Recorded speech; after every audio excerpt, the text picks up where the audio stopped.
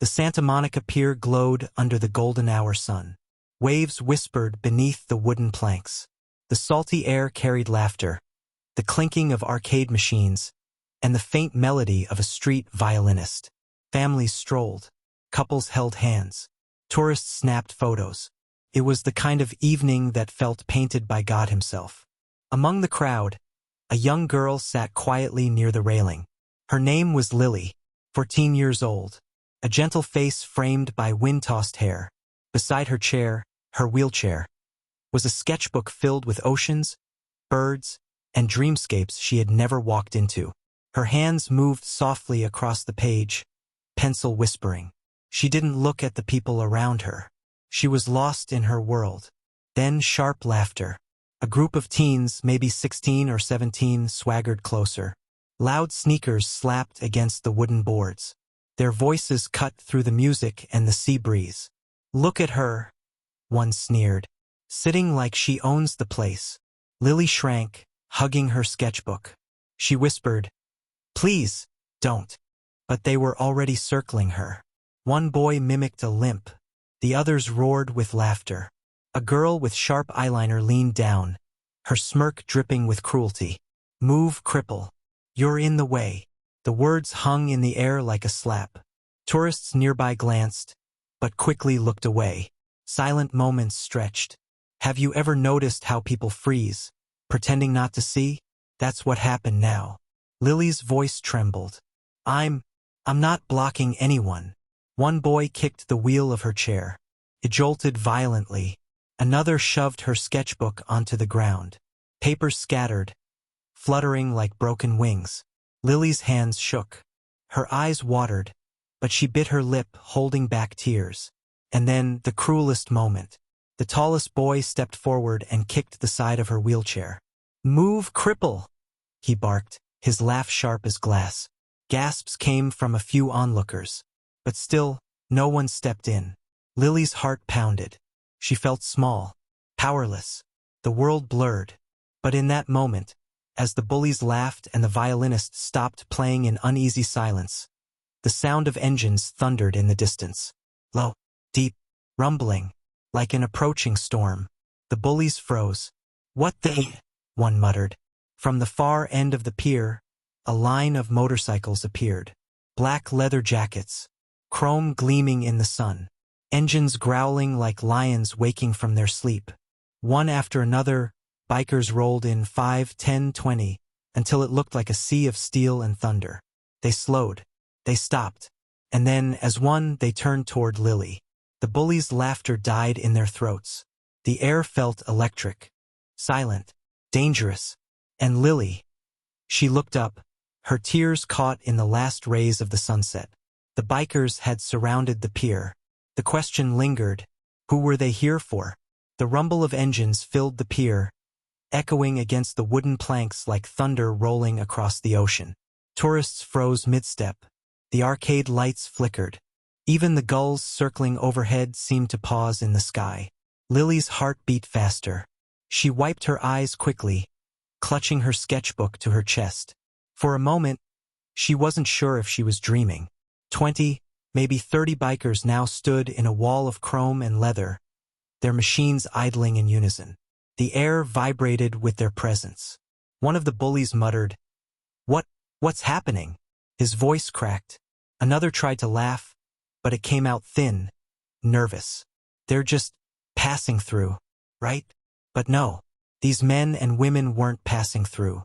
They were watching, every single one of them. Sunglasses hid some eyes, but others were bare, sharp, piercing, steady. A tall biker with a scar across his cheek dismounted first. His boots hit the wooden pier with a thud that seemed louder than it should have been. He removed his helmet slowly. His hair was streaked with gray, his jaw set like stone. He didn't need to shout. His voice carried easily, deep and steady. "Is there a problem here?" The bullies shifted. No one answered. The girl with the eyeliner crossed her arms, trying to hide her shaking hands. The scarred biker took a step closer. His boots echoed. His eyes never left Lily. "I asked," he repeated. "Is there a problem here?" The tallest bully forced a smirk. We were just messing around. Chill, old man. He nudged Lily's wheelchair again, but softer this time, as if testing if anyone would actually stop him. That's when another engine roared louder than the rest. From the back of the biker pack, a massive motorcycle rolled forward.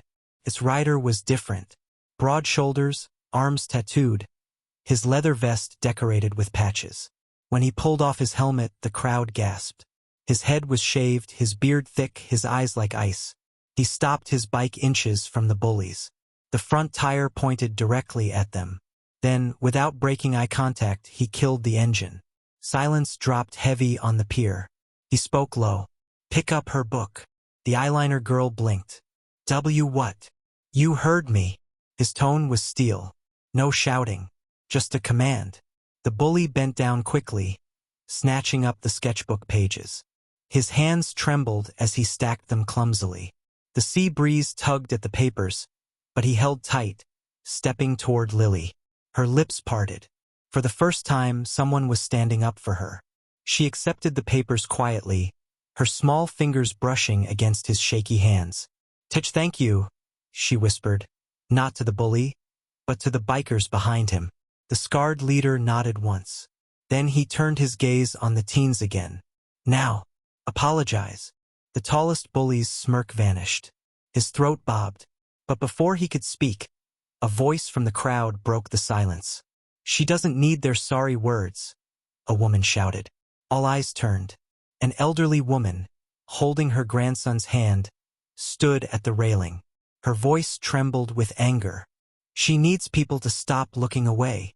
Murmurs rippled through the crowd. Heads turned. Some lowered their eyes in shame. Others nodded in agreement. The bullies shrank under the weight of it all, the bikers, the crowd, the silence. But then, just as it seemed like they might bolt and run, the scarred biker crouched down beside Lily's chair. His face softened, his voice gentler now. You okay, sweetheart? Her throat tightened. She tried to speak, but tears welled up. She only nodded. His eyes narrowed, not at her but at the teens. You better remember this moment. He straightened slowly. Because next time... He didn't finish. He didn't need to. Engines rumbled again, louder now, as if the entire biker sea agreed. The pier shook under the sound. The bullies stepped back, pale, wide-eyed. And then, without warning, one of them shouted, Run! They bolted, sneakers pounding against wood, scattering into the crowd like startled pigeons. But one bully didn't move. The eyeliner girl. She froze, staring at Lily. Her lips trembled. For a second, something in her eyes shifted. Regret? Fear? She opened her mouth to speak. And then, a massive hand gripped her shoulder from behind. The crowd gasped. Lily's heart stopped. Who was it? The eyeliner girl's breath caught. The pier felt suddenly colder, the air heavy with the roar of engines behind her. Slowly, she turned her head. The hand gripping her shoulder belonged to a woman. A biker, tall and broad, with fiery red hair spilling out beneath her helmet. Her leather jacket bore a patch of a roaring lion. Her eyes burned. Not cruel like the bullies, but sharp, protective. Why her? The woman asked, her voice low but strong. Why pick on someone who's already fighting harder than you'll ever know? The girl's lips quivered. She glanced at Lily, then back at the biker. Her mascara smudged under the pressure of tears she didn't want anyone to see. Her voice cracked. I didn't mean. Yes, you did. The biker woman cut her off. She leaned closer. You meant every word. But now you're standing in front of people who won't look away. The engines growled again as if agreeing. The eyeliner girl's shoulders slumped. She looked at Lily, whose small hands clutched her sketchbook tightly against her chest. The girl whispered, so faint only Lily could hear, I'm sorry. Lily blinked. Her lips parted, but no sound came. The biker woman finally released the girl's shoulder. Go! And just like that, the eyeliner girl bolted into the crowd, her footsteps vanishing into the sea of onlookers. For a moment, everything was still again. The scarred biker leader exhaled slowly. He turned back to Lily. His voice softened. Don't let their poison live inside you. Kid. You hear me? Her throat tightened. But they laughed. Everyone just watched. Silent pause. You could almost hear her words echoing in every guilty heart standing on that pier. People shifted uncomfortably. Some looked down at their shoes. The scarred biker didn't look away. He crouched beside her again, voice steady, almost like a father's. The world's full of cowards, but it's also full of people who'll stand up. You just met some. Behind him, the bikers nodded. Tough faces, tattoos, scars. Yet in this moment, every single one of them radiated something Lily had never felt from strangers before. Safety. Lily swallowed hard. Why did you help me? The scarred biker smiled faintly. Not a wide smile, but one that carried weight. Because once, someone helped us. The crowd hushed, leaning in. Even the waves beneath the pier seemed to quiet, as if waiting for his story. He stood, resting his hands on his belt. Years back, we were just like them, lost, angry, looking for someone weaker to kick around. Then one man stopped us. Didn't yell, didn't fight, just showed us what respect really means. Changed everything. Another biker called out from the back, his voice gruff. And we promised never to walk past Cruelty again. A murmur of agreement rippled through the group. Engines revved briefly, like thunderous applause. Lily's eyes glistened. She clutched her sketchbook tighter. The pages had smudges now, but she didn't care. For the first time, she felt seen. The scarred biker tilted his head toward the ocean horizon, where the sun was sinking lower, spilling fire across the waves. You've got a fire too, sweetheart. Don't let anyone snuff it out. A hush fell again. Then suddenly clapping. It started with the old woman who had spoken earlier. She clapped slowly, firmly, tears in her eyes. Then her grandson joined in. Soon, the sound grew louder as more bystanders, one after another, began to applaud. The pier filled with the sound of hands meeting hands, a tide of belated courage. But not everyone clapped. Near the back of the crowd, a shadow lingered. The tallest bully. The one who had first kicked Lily's chair. He hadn't run far. He was watching. His face twisted, not with regret, but with something darker. He clenched his fists. His jaw worked furiously. And then, without warning, he started walking back toward Lily. The crowd gasped. The bikers tensed. What was he about to do? The tallest bully's footsteps hit the wooden planks like war drums. Slow, heavy, deliberate. The crowd parted instinctively, creating a path between him and Lily. Lily's pulse quickened. Her knuckles turned white around her sketchbook. The engines growled again, deeper this time, as the bikers shifted. Leather creaked. Boots scraped. Their eyes burned holes into the boy. But he didn't stop. The scarred biker leader raised a hand, signaling his crew to wait. His eyes narrowed. What are you doing, kid? The bully's lips curled. You think you're heroes? You don't scare me. His voice shook, betraying his bravado. She's nothing. Just a cripple. Gasps ripped through the crowd. The word hung like poison in the air. One biker roared his engine so loud the pier rattled. Another stepped forward, fists clenched. The boy flinched, but still held his ground. Then Lily's small voice cut through the noise. Soft, shaking, but strong enough to stop everyone. I'm not nothing. The pier stilled. Even the waves seemed to freeze mid-crash. The bully's smirk faltered. He opened his mouth, but Lily continued, louder now, her voice trembling but fierce. I'm not broken. I'm not less. And no matter what you say, I'm not afraid of you anymore. The crowd erupted in cheers. Someone whistled. Someone shouted, That's right, girl. The scarred biker's lips curved into a proud smile. The bully's face reddened. He lunged forward, fast, reckless. But before he could reach Lily, 3 bikers moved as one. Boots slammed against the planks. One blocked him. Another shoved him back. The third pointed a finger right in his face. You lay a hand on her? The tattooed biker growled. And you won't walk off this pier. The boy stumbled, his false courage crumbling. His chest heaved. His eyes darted, looking for support, but his friends were gone. The crowd wasn't laughing anymore. They were glaring, judging, condemning. He froze, trapped in the weight of his own choices. Then the scarred biker stepped forward. His voice cut like a blade. "You came back because you thought she was still alone. Look around, son. She never will be again." The boy's shoulders sagged. For the first time he looked small. He turned, and without another word he ran. His footsteps faded into the distance, swallowed by the sound of engines revving in unison. The sea of bikers closed ranks, no longer in anger, but in triumph. The pier had transformed from a place of cruelty into a place of strength. Lily sat trembling, tears streaking her cheeks. Not from fear, from release, from courage finally spoken. The scarred biker crouched one last time. "That took guts, sweetheart. More than most adults out here." Lily managed a shaky smile. "Thank you for standing up for me." He shook his head. "No, you stood up for yourself. We just made sure the world heard you." The engines thundered once more, echoing like a promise. But what would happen now? The bikers didn't leave right away. They lingered, surrounding Lily like guardians of an ancient temple. The crowd stayed too, humbled, quiet, some even wiping away guilty tears. The red-haired biker woman leaned close to Lily. "You ride." Lily blinked. "Ride." The woman grinned. "Every artist deserves to fly at least once." She tapped the back of her massive bike. "Come on."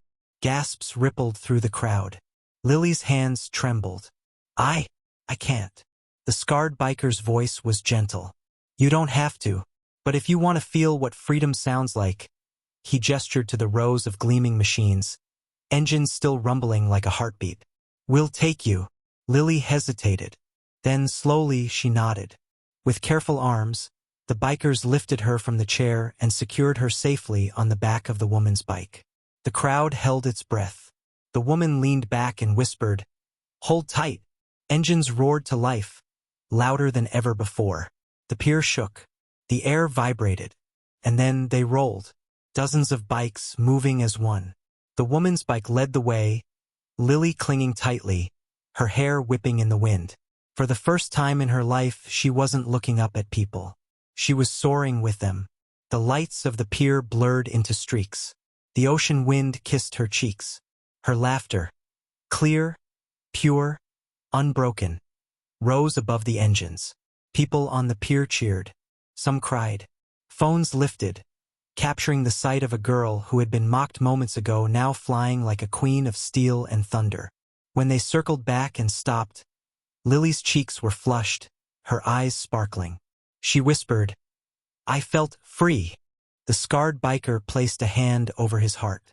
"Remember that feeling. Nobody can take it from you." The crowd broke into applause again. This time it wasn't just noise. It was a promise. A change. People who had once looked away now clapped with conviction, as if vowing never to be silent again. The bullies were gone, but their shadows no longer mattered. What remained was a girl's courage, and an army of strangers who had chosen kindness over silence. The bikers mounted their machines. One by one, they rolled out, their engines echoing like a hymn across the ocean. Before leaving, the scarred leader turned and gave Lily a nod. "Stay strong, sweetheart. We'll see you down the road."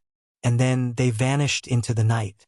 Lily sat in her chair once more, but she wasn't the same. She opened her sketchbook, pencil trembling in her hand. The first line she drew wasn't of the ocean. It wasn't of the pier. It was of a motorcycle, wings of fire trailing behind it, carrying her into the horizon. The crowd watched silently as she sketched, realizing they had just witnessed something bigger than a fight. They had seen hope drawn in real time. The wind picked up, scattering her hair across her face. She pushed it back, smiling faintly to herself. Sometimes all it takes is one moment, one voice, one act of courage to change the way the world looks at you. Lily had found hers. If you had been there on that pier, would you have stood silent, or would you have stepped forward?